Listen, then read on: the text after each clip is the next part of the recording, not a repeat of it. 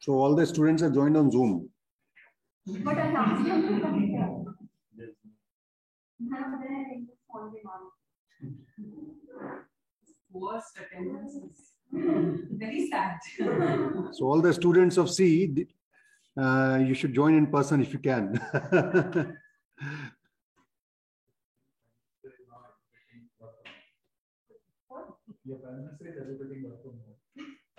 एक मोबाइल से लॉगिन कर लो मोहन जी कौन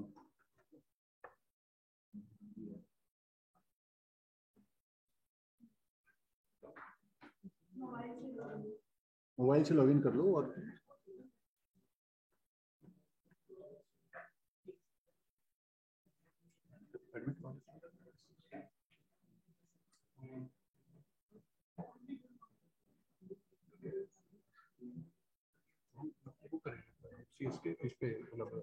are we okay, so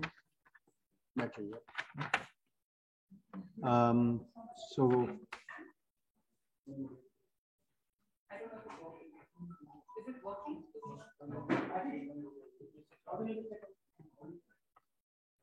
Is the mic working? No, you can hear me well.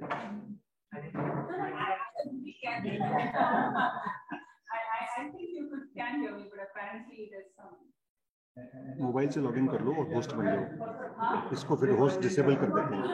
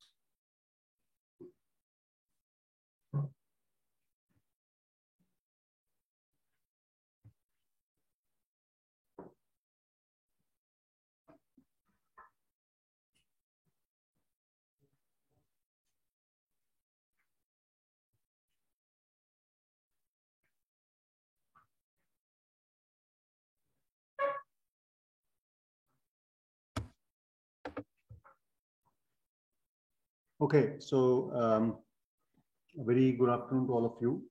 So it's a pleasure to have Dr. Shivani Ghosh from Center of Policy Research in Delhi, who is also a practicing lawyer to IIT Kanpur. She is the board member of Chandrakanta Keshavan Research Center for Energy Policy and Climate Solutions at IIT Kanpur. So today, Ms. Ghosh will be talking about regulating air quality in India, challenges and the way forward. So before we ask her to give her talk, let me just briefly tell about her. So Shivani is a fellow at the Center of Policy Research in New Delhi, which is a think tank in India working extensively on policy related matters on various topics. She's an advocate on record at the Supreme Court of India. She specializes in environmental law and appears in cases before the Supreme Court and National Green Tribunal. Her research focuses on environmental regulation, governance, and air quality. She has authored several articles, chapters, and opinion pieces on environmental issues. She has also edited a book, volume titled Indian Environmental Law, Key Concepts and Principles, published by Orient Black Swan. This book provides in-depth case law-based analysis of Indian environmental jurisprudence. So with this, over to you, Shivani. So, thank you. Let me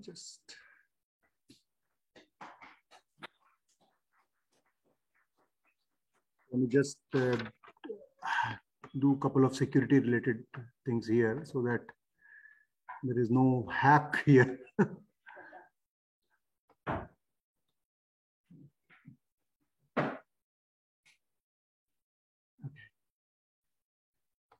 Please. Thank you. So is it best if I stand here?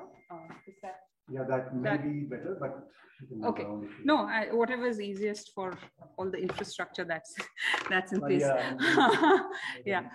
Good afternoon, everyone, and thank you so much for inviting me. It's a real pleasure to be here in this campus. I've never been to IIT Kanpur or Kanpur, so I really jumped at the opportunity when it was offered to be able to come here.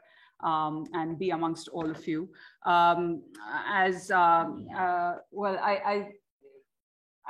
chosen a topic here today, which is something that I work on, or many of us at Center for Policy Research work on various aspects of, which is air quality.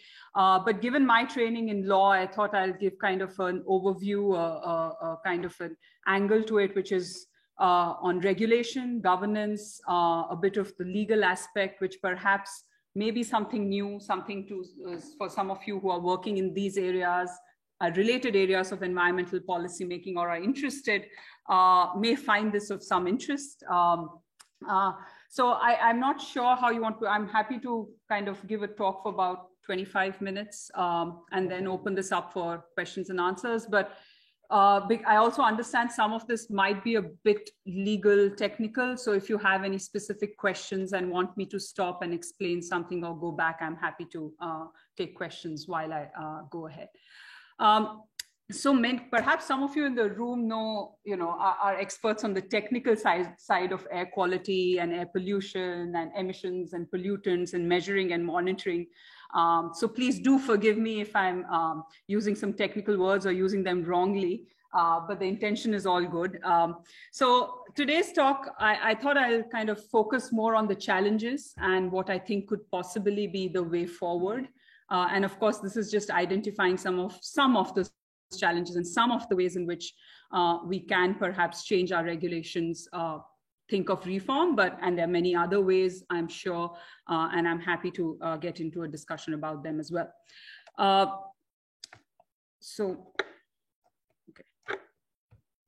Yeah, I think it's okay. So a quick outline, just give you, the nature and scale of the crisis that we are facing in India. And then moving on to an overview of what air quality regulation looks like in India, kind of breaking it up into various bits. So give you an idea of what the regulatory framework is, what the institutional framework is, what are the key regulatory tools that our regulators have and they can use. Very briefly, what the policy framework is, and then moving on to what the key challenges are and kind of envisioning what the way forward could be. So just throwing some numbers there. And I think you might have seen all of this in newspapers or pieces that you come across. We are notorious. We are on the top 20, 30 lists of everything there has to be on poor air quality. 35 of the 50 most polluted cities in the world are in India. Our annual average particulate matter 2.5 concentration estimated to be more than twice the acceptable national standards. 241 out of the 331 cities that were studied in one of these reports don't comply with air quality standards for PM. The idea of actually even putting some of these numbers out was to address the myth that often goes around in air quality regulation that air pollution is either a seasonal problem, or it's an urban-centric city problem, or it's Delhi's problem, which is perhaps the worst myth. Because poor air quality is really a nationwide problem. Several studies have shown there's actually no significant gap between urban, rural, in terms of exposure, in terms of pollution. A study has shown 83% of the entire Indian population, irrespective of where they reside, is exposed to air quality that does not meet our national PM standards, which incidentally is much worse than the WHO standards. And in 2019, the ambient PM 2.5 concentration exceeded in almost all states. And the states in which it didn't exceed are kind of the obvious ones, which are either the hilly states or in the northeastern part of the country, which don't have much industry, or the sources of emissions are far fewer. In terms of health outcomes, mounting evidence, I mean, apart from the obvious ones that we think we correlate with air pollution, which is respiratory, cardiovascular, pulmonary diseases, there's so much more evidence that's coming not only from international bodies and agencies, but also from national institutes and collaborations which show increased risk to diabetes, prenatal disorders, There is a impact on intelligence quotient. So a lot of evidence coming out on adverse health outcomes due to air pollution. In 2019, air pollution, and here I want to stress on it's both ambient and household, so indoor air pollution as well, was found to be the leading risk factor for premature deaths in the country, and according to one estimate, leading to 1.67 million deaths in India. In terms of economic losses, which is, of course, very hard to estimate, but studies are showing massive numbers. For instance, one study said 3% of India's GDP loss in 2019 due to air pollution, while another estimated total welfare losses to be 7.7% of the GDP. So this really puts the kind of the nature and scale in perspective, that this is not an environmental and ecological issue. It's clearly a public health crisis. It's an economic crisis, and it's just likely to aggravate more and more as we continue to be unable to control it in any way or form. Very quickly, just kind of, this is not what I want to go into much detail, but just as a background, what are the major sources of pollution? And I don't say them in any particular order, because various parts of the countries have it in different source attribution, reveals different attribution of sources, and their importance are different. And there are certain other sources which are not listed here. So of course, industries and power plants, waste burning, and in that I'm including both burnings at, say, landfills that you may have heard of, but also crop residue burning, which is in the last 4 or 5 years has become a much more topical issue, particularly in the Indo-Gangetic plains. Transport, vehicular pollution has typically been the center of a lot of air quality policy making in the northern part of the country. But it's not just vehicular pollution, but also there's evidence showing shipping, airlines, all of these are also causing emissions. Construction and road dust is a significant contributor. And finally, increasing evidence showing that household sources of pollution, such as required for cooking or heating, are actually very important sources of not only household indoor pollution, but also ambient air pollution. So in terms of the regulatory framework, and in today's talk, I'll concentrate really on the central laws and regulations. I'm fully cognizant, and I must at this point acknowledge that something like air quality cannot and should not be regulated only by national laws or by the central government. And there's a critical role to be played by subnational, state level laws or municipal laws and bodies. But just for the purpose of this presentation, I'll concentrate and focus on the central laws, rules, and some of the notifications as well.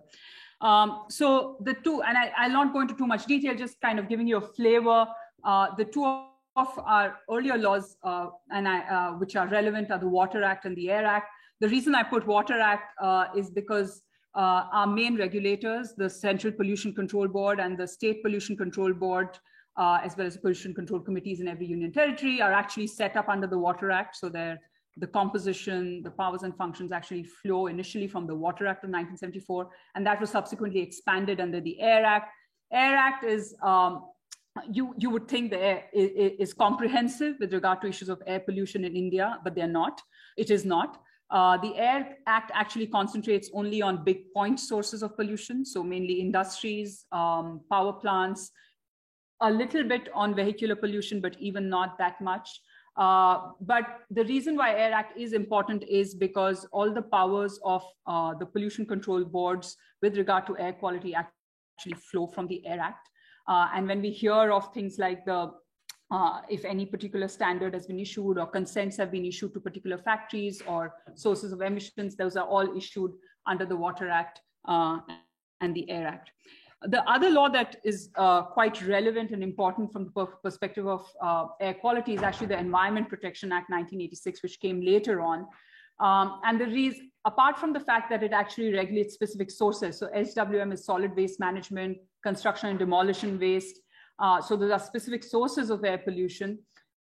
It's actually the environment protection rules which say, which lay down the emission standards for various industries, various processes and manufacturing units. The actual emission standards are actually laid down in the environment protection rules.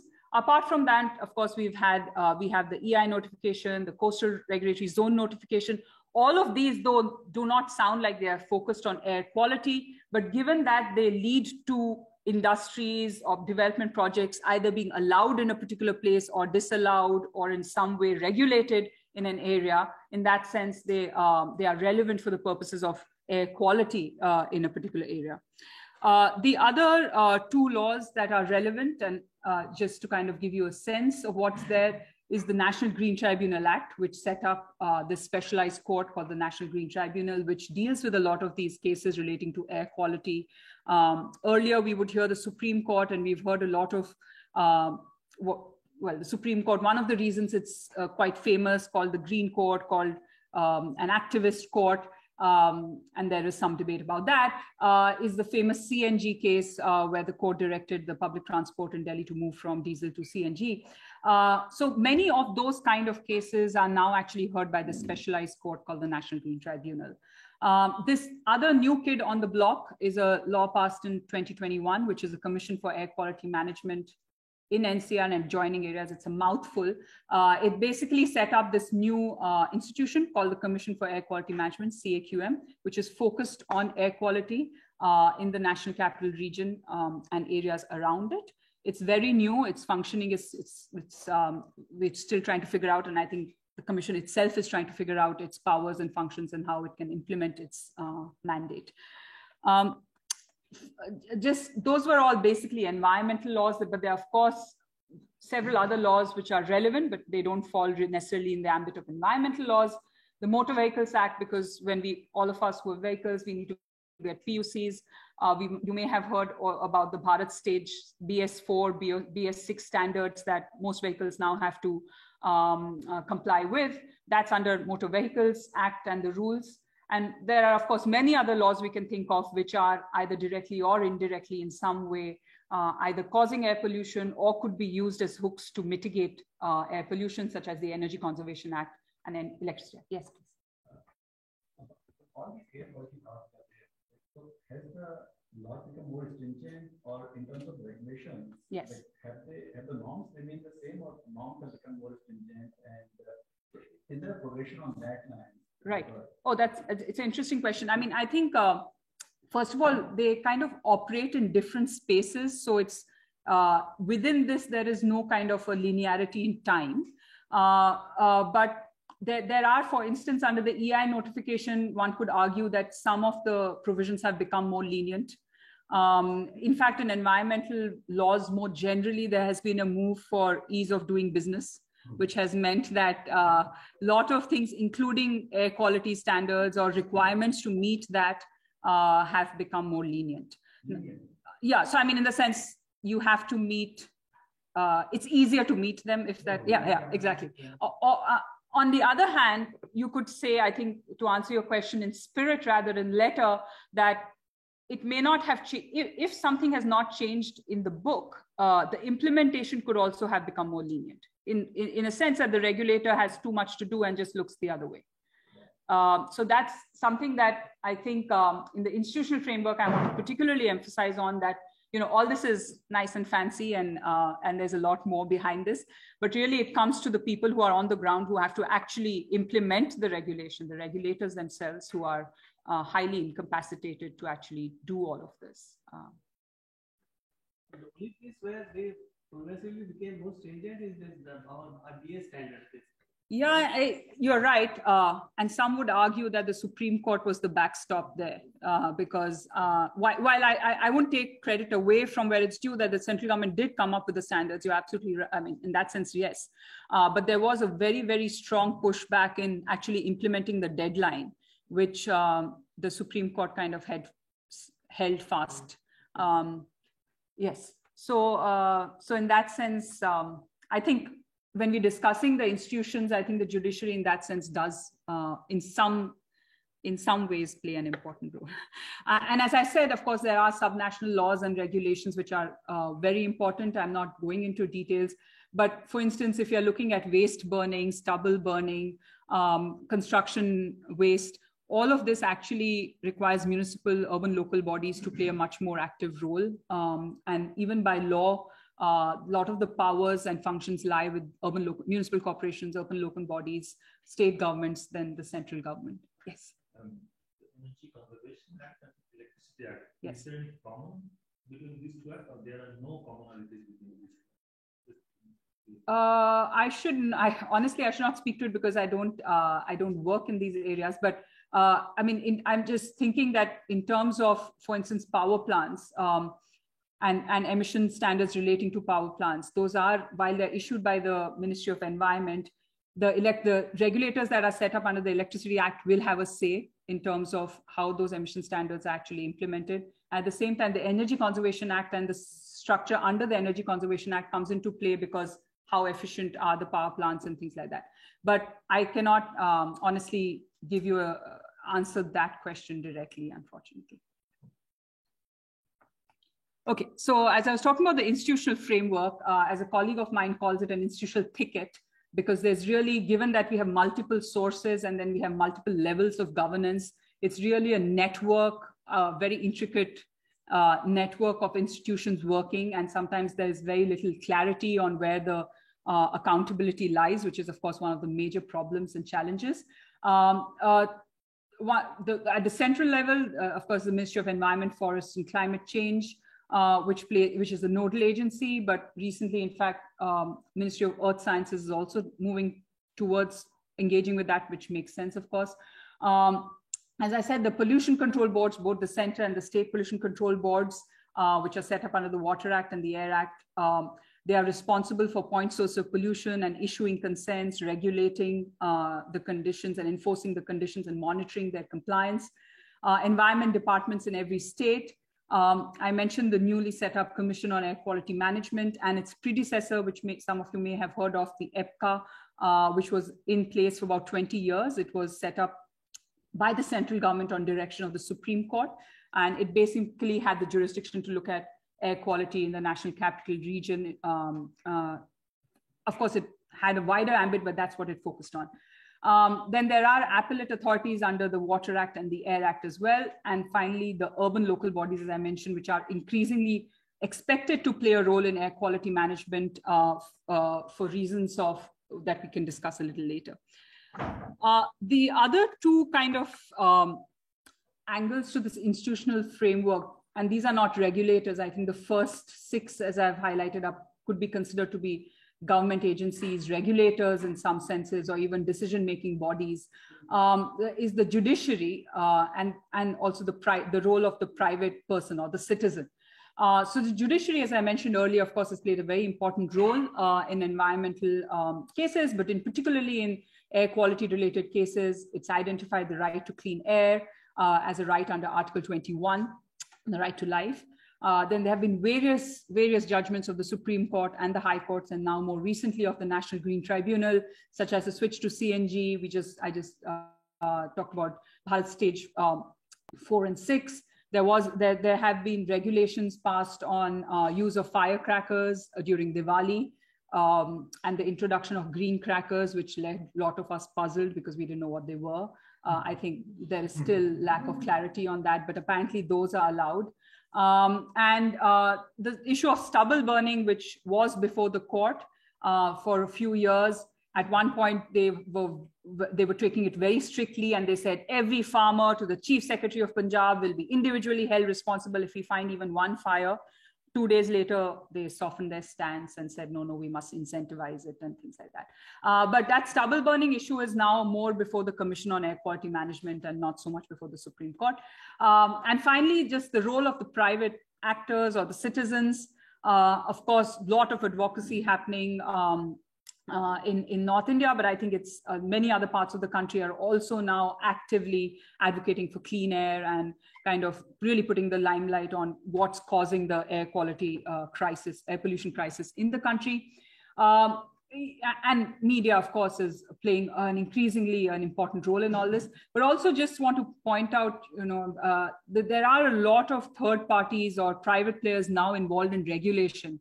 And perhaps some of you see that in your engagement with the government, and these third parties could also be institutes of premier education, such as IIT Kanpur, which are involved in monitoring or environmental audits, they could be knowledge partners of regulators, trying to help them figure out solutions to problems that they are facing because they lack the internal capacity. So in that sense, increasingly we are seeing, and I think in some senses it's good that research institutions, academic institutions, policy research areas are now increasingly, the government is reaching out to them, engaging with them, collaborating with them in some senses. What the outcome is variable depending on the situation, but certainly there is more participation from such organization. In terms of what are the regulatory tools, and I'll go over them quickly. So of course, the emission standards are prescribed by various bodies, such as the National Ambient Air Quality Standards or specific emission standards for industries. So in some senses, they call this a command and control kind of a mechanism where you kind of say, this is what you need to meet. If you don't meet this, if you go over this emission standard, then, something will happen. So a carrot and stick policy, basically saying you need to meet these standards. So that's one way of doing it. And an example in which that's activated is most, for instance, factories or industries who want to set up have to get a consent to operate and a consent to establish. These are consents under the Air Act and Water Act. They have to get it before they set up. And those consents will actually list out what the emission norms are and what they have to meet. So that's one way. Another way, and it's related to what I said, the consent or clearance granting mechanism. Then there is, many of the regulators can issue directions. So some of you may come across continuous emissions monitoring systems that are some categories of industries, highly polluting industries now have to mandatorily put them up. So that kind of requirement to put it in some categories of industries comes through the power to issue directions, which pollution control boards, the environment ministry, the environment departments have under the law. Industry categorization, citing criteria. So industries are categorized as red, orange, green, white, white being least polluting, red being hazardously polluting. And therefore, for instance, in dense urban agglomerations, red category industries will not be permitted. They'll be required to go out of the city or urban area limits.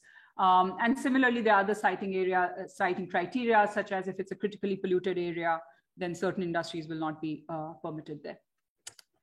What are the enforcement mechanisms that these regulators have? Again, they can issue directions. Now, these directions are different. They can actually close down an industry if they find it to be polluting. They can direct the closure, disconnection of their power and water, which basically means the industry cannot function.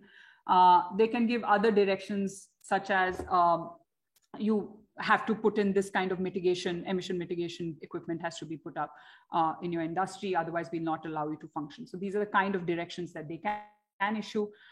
Something that's relatively recent, actually both bank guarantees and environmental compensation. Interestingly, neither of these have an explicit mention in the Air Act, but these are increasingly being used by regulators. And the reason is that regulators are not interested in going to courts. They have the power to go to criminal courts to prosecute. These are considered crimes. Air pollution is considered a crime under the law. But actually going for criminal prosecution is resource intensive, time intensive. No one's really interested. It takes 17 years and nothing really happens. 17 was just an example. So they'd rather go down a route which has some impact, whether it's a monetary form of deterrence or making the polluter pay in some way. So what happens for bank guarantees is now some pollution control boards and some departments, before they give a clearance, they say you, depending on the size of the industry or the regulated entity, the size and the investment or expended, a percentage of that, say 10 lakh rupees, 15 lakh rupees, you have to deposit as a bank guarantee as a condition of your clearance. And if you're found to not comply with a condition or violate any of the conditions, then they just forfeit some of the money. So, and the advantage of that is that money is already in the bank. So they cannot, and that's how bank guarantees work. That's how a forfeiture of a bank guarantee works. The other thing is they are now requiring polluters or those who are found to be polluting or violating emission norms to pay environmental compensation. The Central Pollution Control Board has come up with a formula of assessing how much compensation has to be paid.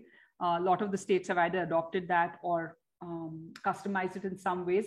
But this is also something new, relatively new, and it's being seen as a more preferred route for enforcement rather than going to court. And of course, private citizens can, of course, approach the courts in case they think any party is violating.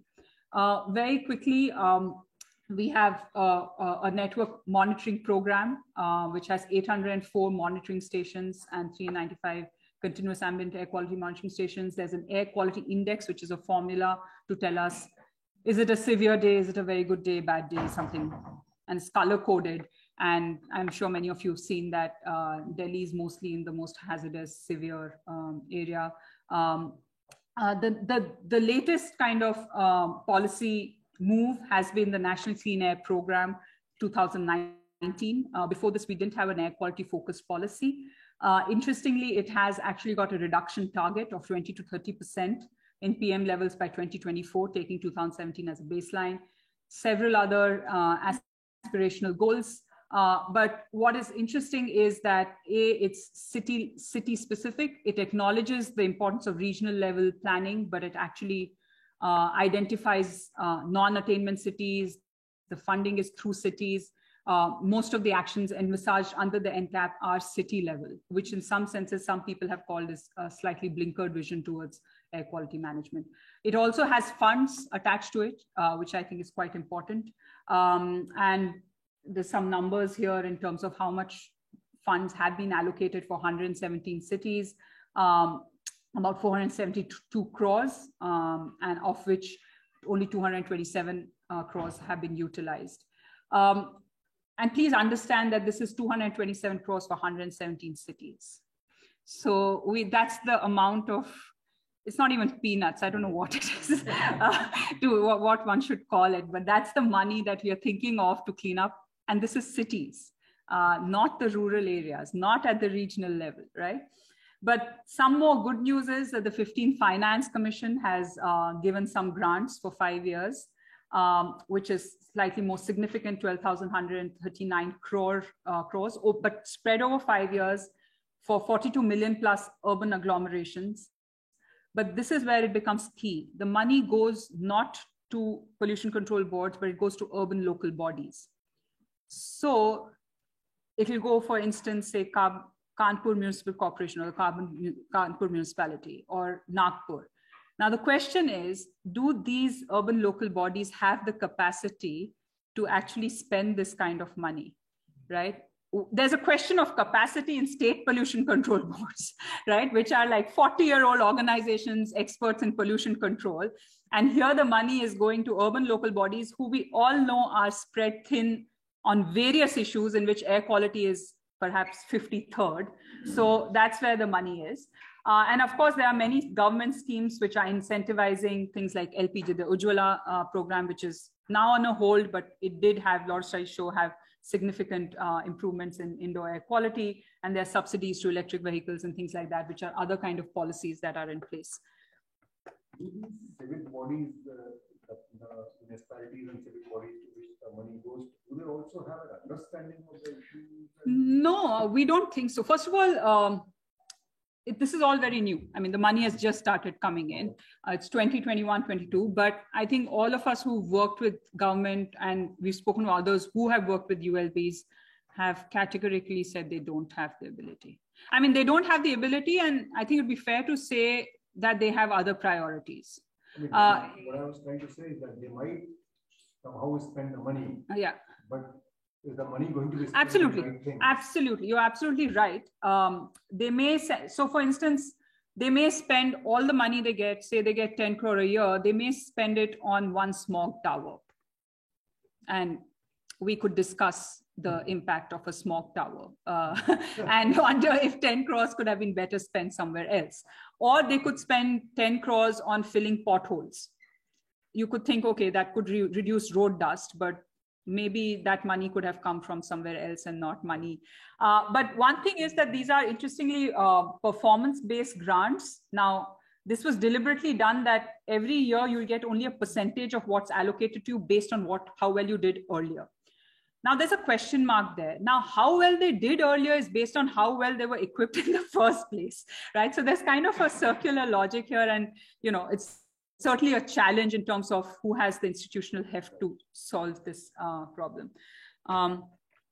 So key challenges, I think the first is considering air pollution and environmental problem is our first mistake. Over the years, it's always been the Environment Department, the Environment Ministry. What happened in the Ministry of Health and Family Welfare? In fact, that ministry came up with a fantastic report in 2014-15 on the issues of indoor air quality, and which is just catching dust. But that's one of the key challenges of not looking at air quality as a holistic problem, but just as an environmental issue, which often then comes into kind of conflict with development issues, and we are developing countries and we can't think of environment, all of that then kind of just follows, and it's just not helpful. And also, I think all these studies which show that it's a public health crisis, that there is economic loss, I think that's going to be useful to breaking down this silo and making it kind of a much more holistic issue than just environmental issues. There are several weaknesses in the regulatory design. For instance, this whole thing that we need to start planning and regulating at the airshed level or the regional level is still not part of our regulation. So the Indo-Gangetic Plain acts as an airshed, and anything that happens in Punjab or Haryana, for instance, or in Delhi, then kind of flows downwind. But right now, regulation is only by state, because that's how we are organized, by administrative boundaries. Fund allocation is by state. Institutional allocation is by state. So there's very little conversation about coordination across an airshed, or planning across an airshed is missing. Standard setting is unclear how standards are set. For some of you who may be following the power plant's emission standard process, there were some standards for power plant emissions that were supposed to come into force by 2017. They are yet being pushed back. So how those power plant emission standards were set, why are they not being implemented? How much does it cost? Is it an excuse that it's expensive? All of that kind of is an example of standard setting processes in India are completely suboptimal. Capacity constraints, I kind of briefly reflected on that, but thought I'll just give you some specifics. If we just look at the pollution control boards in India, by a 2020 study done by the Central Pollution Control Board, there's a 46% vacancy across state pollution control boards. The CPCB itself has a 15% vacancy level. So we are already working at 50%. If you then disaggregate that data, you realize the vacancies are much higher in the technical posts than in the administrative posts. So we have technical bodies who have fully occupied administrative posts, but very high vacancies in the technical posts. And then the quality of leadership. Who is the chairperson? Who is the member secretary? Which completely defines how a board would function, right?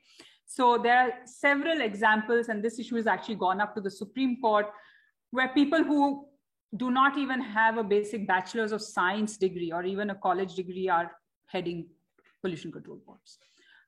One could argue, do you need a PhD to be a chairperson? One could argue, I mean, we've met in our work people who believe that it's okay to be if I'm an IAS officer or an IFS officer is equally competent. And there are arguments in favor of that as well. But there is definitely a question of quality of leadership. But there's also a question of frequency in which they change. So we got some data through RTI from various states in the Indo-Gangetic Plains. And in Punjab and Haryana, we found that in 4 years in Punjab, they had 5 chairpersons. In Haryana, in 4 years, they had 5 member secretaries. So if one person is not even able to complete a year of tenure, then what kind of work are we expecting from these pollution control boards? Internal capacity is very low. And they are increasingly relying on external partners, knowledge partners, or project management units that are being set up with private players, which is good because great knowledge enhancement, but it also means that there is no move to set up institutional long-term capacities within these regulators. There's definitely a lot of flaws in the policy making. It's often ad hoc, often technocentric in the sense that it's earlier, in fact, it would always be Supreme Court has given an order, let's do this. It was always in response to something else. It's never proactive. It's not long-term. Some of the solutions, such as in stubble burning case, the solution that is either throw money at it or throw happy seeders at people. Neither of those have worked in the last 4. I mean, I'm sure the solutions work in a particular environment, or several other factors have to fall in place. Or let's set up a smog tower in Connaught Place in Delhi, and that will clean up the air of Delhi. You know, those kind of technical solutions which have little evidence to support them, but that's the kind of policy making that we see. Also, as I mentioned earlier, it's often air pollution is considered to be either an urban problem and worse still a national capital region problem. I mentioned that we have 804 monitors. By official estimates, India actually needs about 1,600 to 4,000 air quality monitors, of which we have 804. Most of these are in cities. And in fact, even some of the big cities have one. So that's just in terms of setting up, we don't even know how big a problem. So whatever I said in the first 2 slides was based on limited monitoring capacity. So if we actually had a more comprehensive monitoring capacity, I think the picture would be far more dismal. In terms of, I mean, there are of course issues in enforcement. As I said, there's limited monitoring capacity when you're going on such high vacancies. I'll not go into too much detail, but environmental damage and assessment of how what is the extent of environmental damage, how much will it cost, that's a real issue.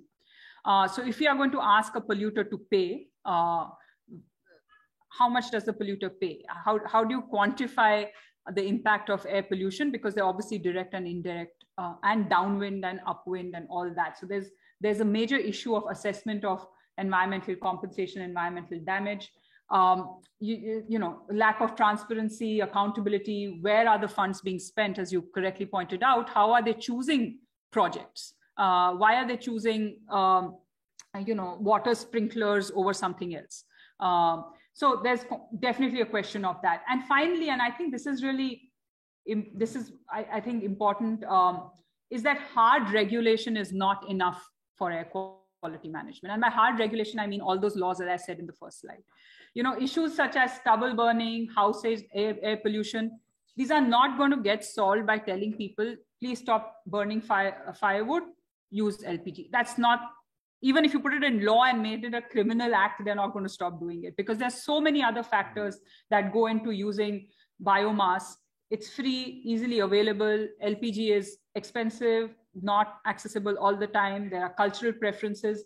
So, and stubble burning. I mean, there's apparently so much money. There's technological alternatives such as a happy seeder.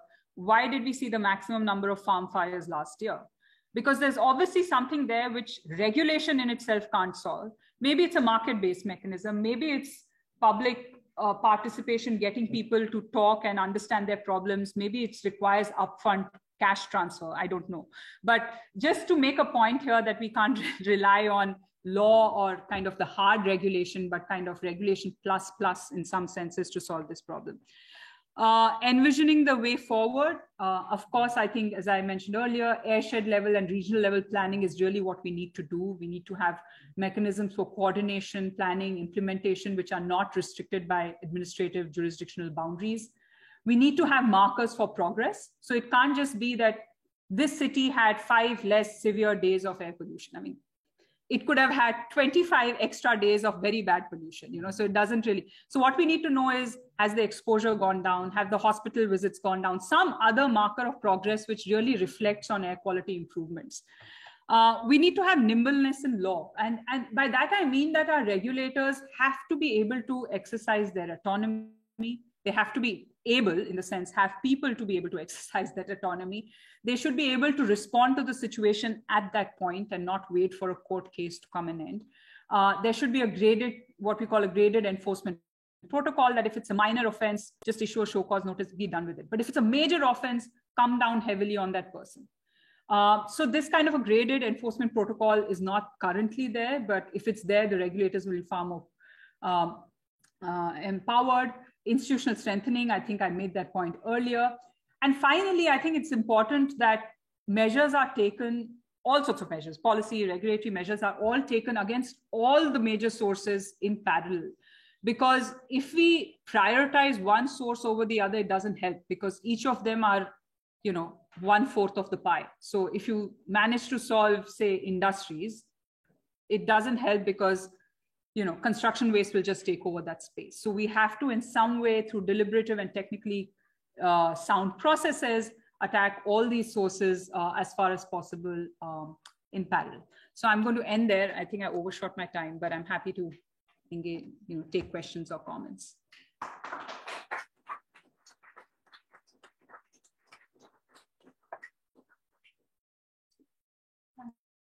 Thank you, Shivani. It's such a wonderful talk. You actually made us aware about the ground realities of all the regulations that is going on in the field. So, any questions? Yeah.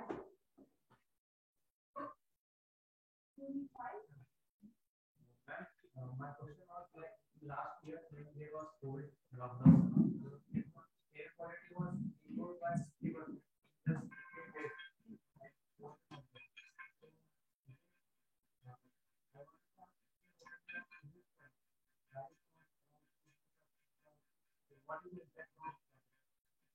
Right. I'm just going to wait for this. Right. Should I take a bunch of questions or how do you want me to do it? Yeah? 2-3 questions. Okay, okay, fair. Yeah, that's a very fair question. I think there were several studies that in fact started to see, because lockdown in some senses would give us the baseline that where we are if everything else stopped. But that's just impossible, right? That's a situation which cannot be replicated. And if it were at such high economic, I mean, all sorts of losses, it's impossible. But they also realized during those studies that our baseline is also quite high. So while there was reduction, our ambient air quality due to various reasons, whether it's anthropological reasons or natural causes, we're already above the NAAQS, right? So while it brought us down a little bit, we are already way above what's acceptable. But I don't think it's possible. It's not advisable to replicate what happened during the lockdown. We certainly have to find other ways of regulating sources of pollution. So, yes. You spoke about policy and regulation on one hand. Where does education of the common man play a role? Yeah, that's important as well. Absolutely, absolutely, definitely. I think the NCAP talks a lot about awareness and the need for making people aware. I think a part of what I wanted to say when I said that hard regulation is not enough is I think that nudging factor that's required. You know, if you're going to ask someone that please stop using your private vehicle and use public transport, then please give them good public transport. But for them to be able to make that behavioral change, we still have to create an environment where they can make those choices. But I completely take your point that I think part of this is also awareness building so that people realize the impact of their choices. And I think it's certainly an important aspect of regulation.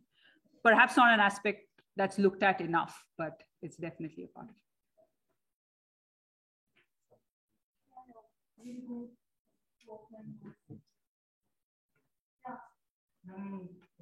Year by year, our policies are getting lenient in environment section. Like in environment clearance, in greenfield project, it's getting lenient. Means we can't, you don't have to take public opinion and all for section C class of projects. But we want, as our policy is getting lenient, but we want our air quality to get improved. How can this be balanced? They can't be. You can't make weaker environmental policies. You can't dilute environmental regulation and expect that our environment will cope with it. I mean, it's NGT is not taking any cases suo motu. So most of the cases are either brought by them or by the activist or the RBI. Nothing, no cases. So the NGT can take suo motu action, but they are not taking. I guess in last 5 or 6 years, only one case was taken by suo motu case. Not really, but I see your point. But I think I'm not sure where the courts should be where we should go, right? I mean, why should the courts tell regulators what to do? I mean, the regulators should do what they're supposed to do. I mean, the courts are important, but they should be our last resort when nothing else happens. Because what then happens is that we are so used to a ineffective executive that we have no expectations from them. So we are like, chalo bhai NGT. But why? I mean, there's a whole presentation I have on how NGT doesn't have the capacity to do what it's expected to do. But that's a whole different presentation. But just to your first point, I think we cannot afford dilution of the law. The proposed EI notification 2020, which I think you were referring to, fortunately still in proposed stage, but may become reality very soon. It'll be a massive, massive hit on environmental quality across indexes.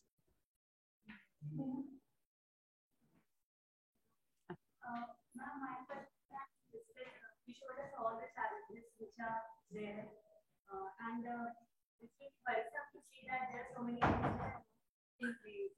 So my question here is that, who has to take care of these challenges? Who has to address these? That institutional framework, each of them and more. And also, unfortunately, that list is a truncated list. So just to say that even more pessimistic view is that I've just identified some of the challenges. But if you're asking me where does the onus lie, I think it lies in several places. And I think that's also a cause of the problem because no one wants to take responsibility. It's kind of, it just falls through the cracks because the center says, "Acha, ye to state ka subject hai," and then the state says, "Nahi, ye to ULB ka hai." Then ULB says, "Hamare paas paisa nahi hai." So everyone is trying to pass the buck, but the truth is that each of these actors and private actors have an important role to play. And so it's very hard to pin risk. Of course, on specific things you can pin responsibility. Why have the power plant emission norms not been implemented? Central government, no doubt. Right? Or you can pick up some state PCUs and PSUs and all. Yes. On specific issues, you'll be able to point to things. But the whole air quality management being an absolute failure, I think several institutional actors should take the blame. So I have a question. So when it comes to air pollution or cutting trees, things are visible. But when it's about water pollution or soil pollution, these are invisible sort of pollution. Yeah. So how do these regulators really are they as strict as in the case of air pollution or cutting of trees in the similar cases of soil pollution or water pollution or other hidden forms of pollution? It's interesting. It's interesting you're calling the air pollution the visible one because actually air pollution was the invisible one until recently. It's so bad that it's become visible. But until recently, it was that acha kuch hai, okay, whatever, January mein aayega, fir chala jayega. Now you can see it in Delhi and northern India. You can actually see. I mean, I don't know in Kanpur whether you can see it. Yeah, I would imagine. But interesting. Traditionally, the regulators, if you look at all the older reports, their focus was always water pollution because surface water was a problem, groundwater, the water coming out from wells would have arsenic poisoning. I mean, so those kind of issues, actually, they find it easier because the lab testing mechanisms are, easier for them to monitor. So in that sense, I mean, I'm no scientist, but to me, it seems like those processes for them are better laid out. The protocol is better laid out for them. But soil pollution, I think, still is like, nobody's no. Yeah, please. Stubble burning as well, I understand. It's not new. Right? Stubble burning has been there, and it is only hitting us in last 4 years. So nothing significant has changed in terms of the practices on the fields and everything. Right? What I didn't understand and what I think has changed is the timing of the crop burning. Correct. Right? Earlier, the crop was being burned at the time when the air speed was higher. So the dispersion was dispersed better. And now the time of crop change has changed. Crop burning has changed, and that's why the air velocity is not high. So that's why the pollutants are kind of getting stuck in there. That's what is happening. Now, this is something which is very logical problem, which could be simply solved by change of crop patterns, right? It is not a rocket science. So or diversification of crop. Why do you want to grow rice in Punjab? Just grow wheat and don't. Those behavior changes is a big thing to ask. But what has happened is that the crop has been introduced in the tea. Yes. kind of push farmers to kind of a limit that they have no other choice but to burn the stubble in that time frame. So, like, why Supreme Court is kind of directing governments to, like, they came up with very strongly on that all of it should stop, the government should dissolve and all the things. Like, obviously, they get on that, but just a directive coming on that, a change of crop behavior, crop pattern, that would be a simple directive. Yes.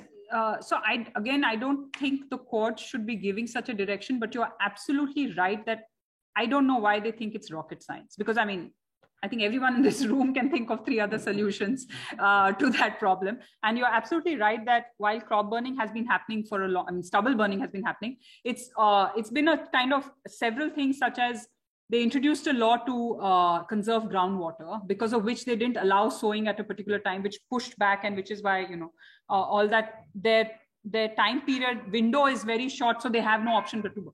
But I mean, you're absolutely, there's a provide minimum support price for crops, which diversify the crop. I mean, there's just so many other options, or allow the stagger the kind of water availability or something, which is what led to the problem in the first place.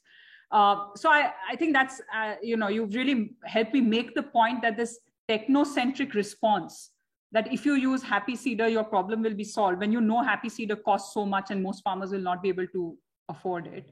Not to mention, you'll not be able to manufacture it in time for the crop season.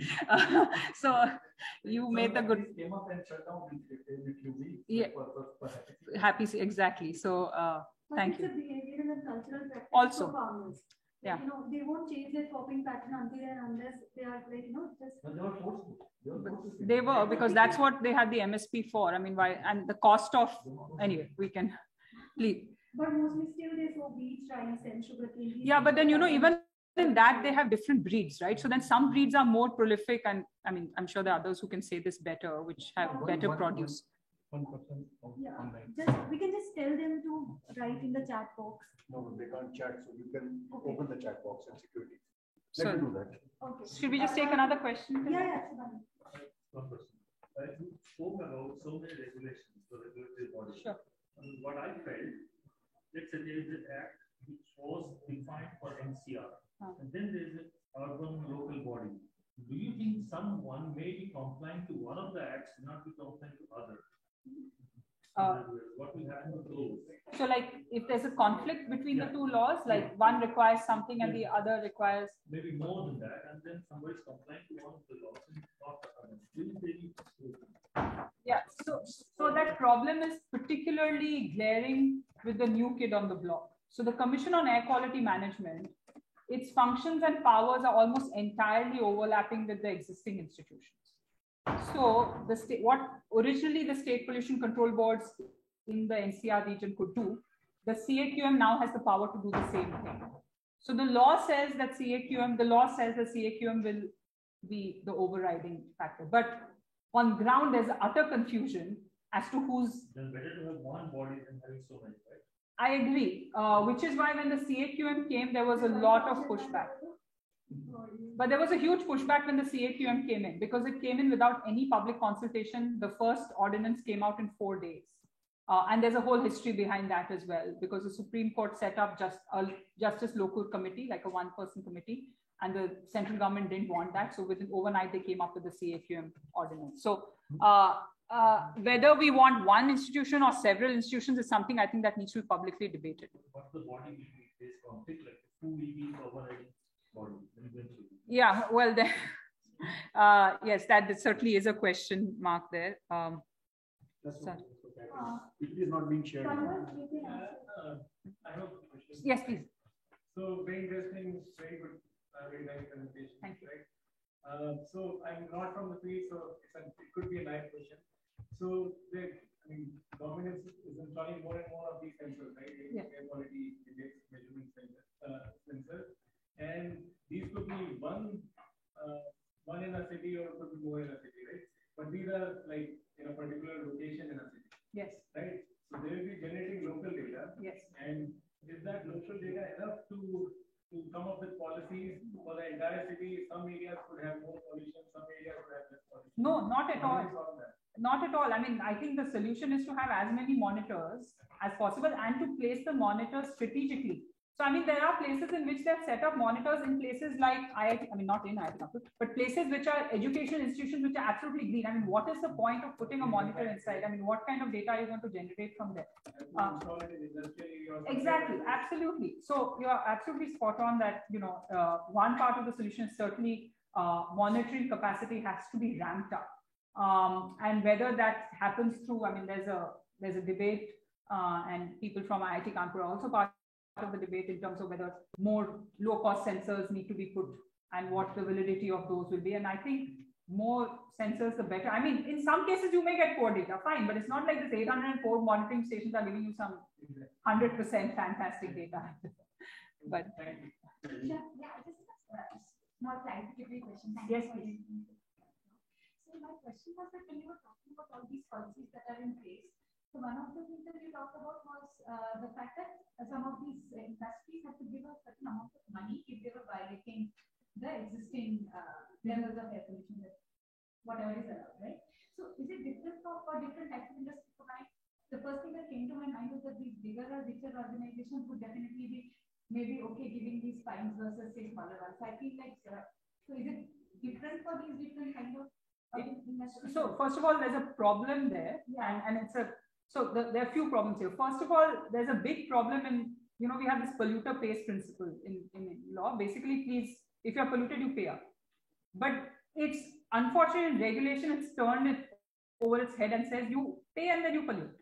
So that becomes a problem, particularly like you pointed out for the richer industries who are like, okay, so the Pollution Control Board is going to ask me to pay 10 lakh rupees. I'll just factor it in and pass on the cost. So you're absolutely spot on. The second problem is what I pointed out is an assessment of damages. So you just don't know what has damaged and how much would it cost. Third is if you've even done that, you have got the money. How will you spend the money? Like who is spending the money on restoration of the damaged environment is also an issue. But in law, there is a principle that a bigger industry which has the capacity to pay should pay more.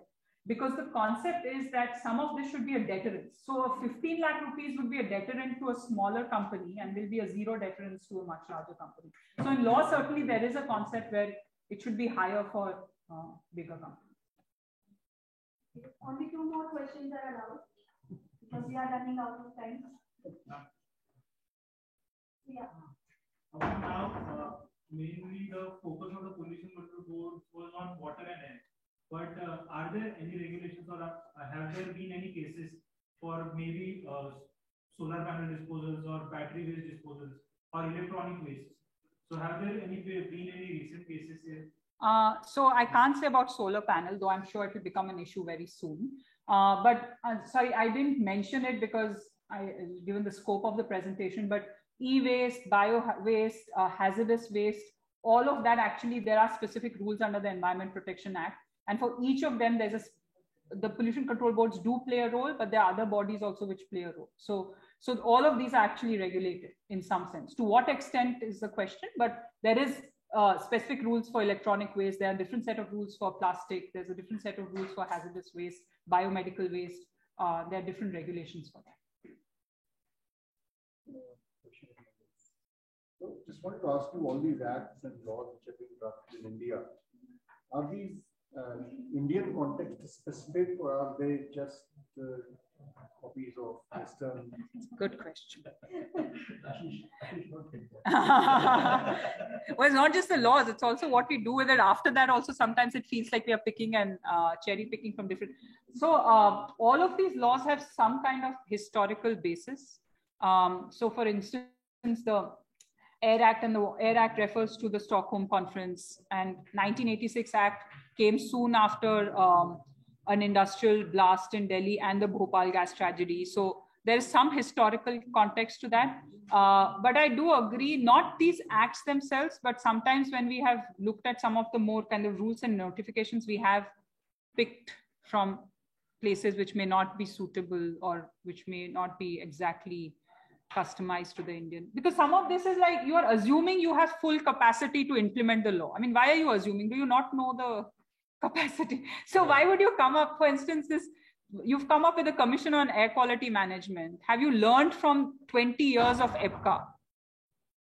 so those kind of learnings, have they seeped in? I don't think so.